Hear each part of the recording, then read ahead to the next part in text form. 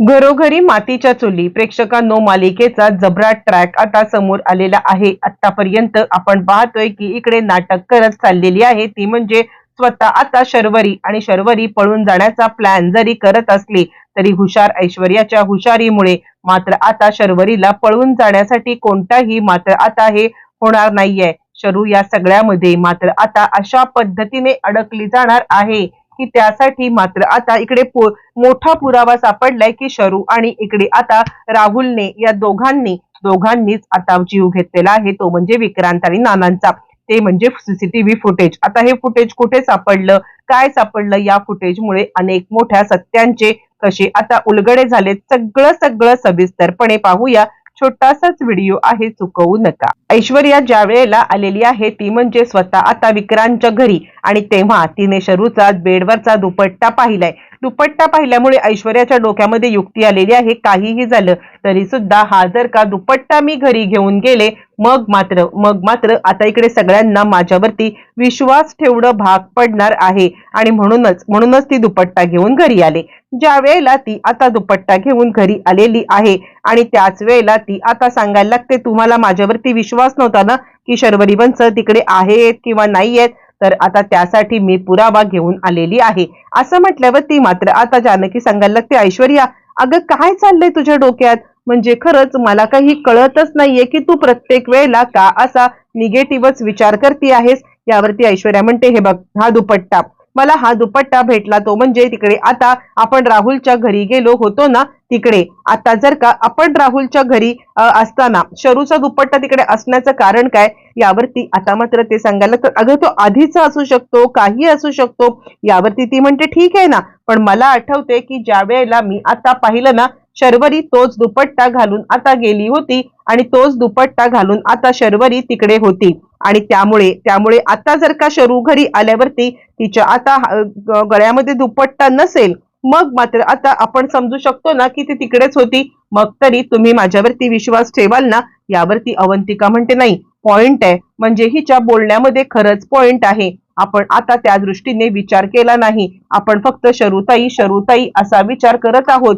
पण या सगळ्यामध्ये ऐश्वर्या जे काही बोलते ना त्याला खरंच लॉजिक आहे असं म्हटल्यावर ती जानकी सांगते, ठीक आहे, आपण आता ऐश्वर्याची वाट पाहूया आणि आपण आता इकडे शर्वरीची वाट पाहूया आणि शर्वरीची वाट पाहत मग आता आपल्या लक्षात येईल की खरंच ती खरं करते की खोटं। यावरती ऐश्वर्या सांगायला लागते, जानकी अगं इतकी सुद्धा भोळी तू राहू नकोस, खरं सांगायचं तर आता तू हे जे काही बोलतेस ना मला तर तुझ्यावरती खरंच म्हणजे क्यू करावीशी वाटते।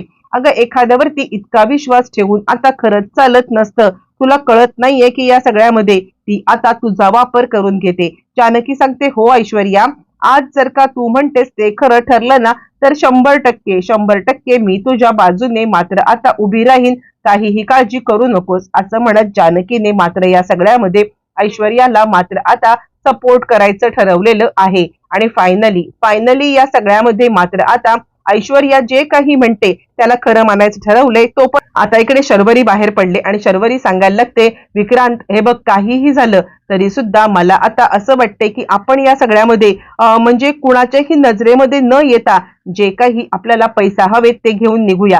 यावरती मात्र आता लगेचच सांगायला लागतोय तो म्हणजे विक्रांत, अगं तुला मी कित्येक वेळा सांगू की पैसा म्हणजे सगळं नाहीये, माझं तुझ्यावरती प्रेम आहे आणि आपण इथून निघूया।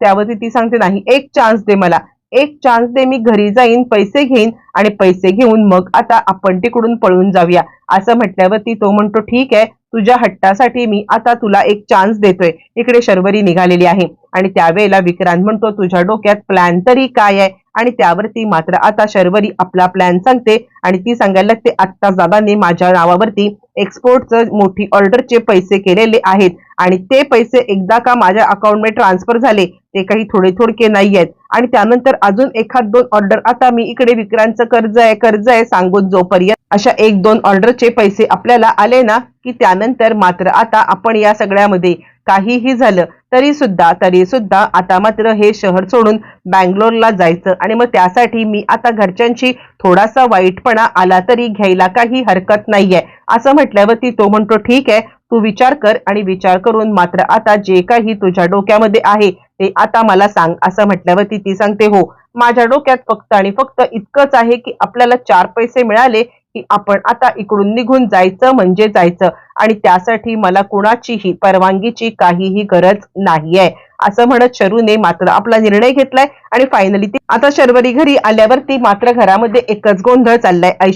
इकडे आता चिडलेली आहे ती म्हणजे स्वतः आता सुमित्रा आणि सुमित्रा विचारायला लागते काय चाललंय शरू, कुठे होतीस तू? आणि त्यावरती शर्वरी म्हणते आई अगं असं काय करतेस, मी तर आता सहज बाहेर गेले होते, माझं मन इकडे रमतच नाहीये, तुला आता काय सांगू मी? यावरती मात्र आता सुमित्रा सांगायला लागते हे बघ बाळा, तू जे काही करतेस ना त्यामुळे मला आता खूपच म्हणजे वाईट वाटतंय की या सगळ्यामध्ये मात्र आता काहीही झालं तरी सुद्धा तुझ्या आयुष्यात जे काही चाललंय ना त्या गोष्टी मला आता खरंच हे करवत नाहीयेत। आणि त्यावरती मात्र आता इकडे ऐश्वर्याचं लक्ष जातं ते म्हणजे तिच्याकडे असलेल्या मात्र आता तिच्याकडे नसलेल्या ओढणीकडे आणि ज्या वेळेला तिचं लक्ष जातं आणि त्यावेळेला मात्र आता ऐश्वर्या म्हणते शरूताई तुमची ओढणी कुठे गेली? आणि त्यावरती शर्वरी ततपप करायला लागते।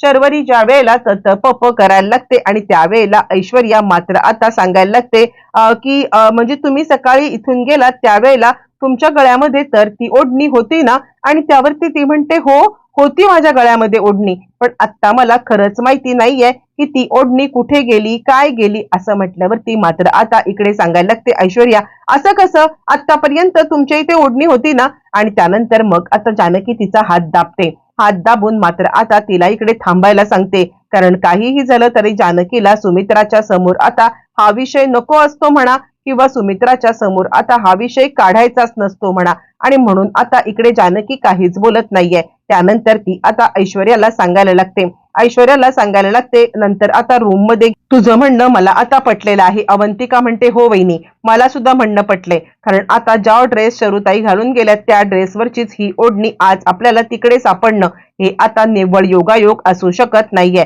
आणि म्हणूनच ऐश्वर्याची साथ द्यायचं मी ठरवले आणि त्यानंतर आपण आत्ताच्या आत्ता पोलिसांकडे जाऊया आणि अशा पद्धतीने तपास करूया की शरूताईला याच्यामधलं काहीही कळणार नाहीये। असा तपास जर का आपण सुरू केला तर आणि तरच या सगळ्यामध्ये मात्र आता आपण पूर्णपणे आता म्हणजे हे करू शकतो असं म्हटल्यावरती ती सांगायला लागते हो ठीक आहे आणि मग तिघीच जणी प्लॅन करतात। फायनली ऐश्वर्याने या सगळ्यामध्ये मात्र आता सगळ्यांच्या मनामध्ये बरोबर रीतीने योग्य ते निर्णय घ्यायला आता सगळ्यांना भाग पाडलेलं आहे आणि त्यानंतर सुरू झालाय खरा गेम। या सगळ्या प्लॅन करतात जानकी आता मात्र पोलिसांना भेटते, पोलिसांना आपली बाजू समजावून सांगते आणि त्याच वेळेला पोलीस सांगतात खरं सांगायचं तर ही केस क्लोज झाली म्हणून आम्ही गप्प होतो, पण ही केस हे झाल्यानंतर आमच्या हाती बरेचसे काही पुरावे आलेले आहेत। मुळातच मात्र आता त्या इकडे सांगत आहेत की त्यांनी सेल्फ डिफेन्स मध्ये जरी आता मारलेलं असलं तरी सुद्धा सेल्फ डिफेन्स मध्ये मारण्यासाठी मात्र आता त्यांनी या सगळ्यामध्ये इकडे राहुलची मदत का घ्यायला लागली?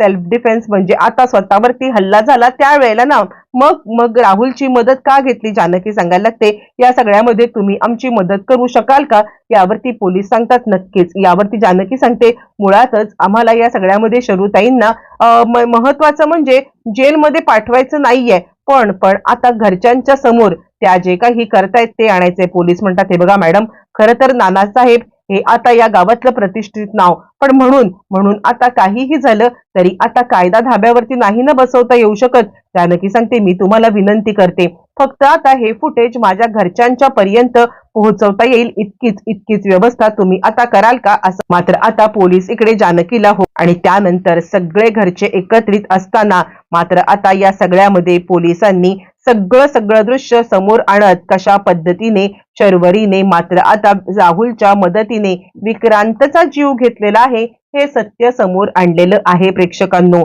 आणि एकाच झटक्यात मालिकेची सगळी समीकरण बदललेत, मालिका एका वेगळ्या टर्निंग पॉइंट वरती आले।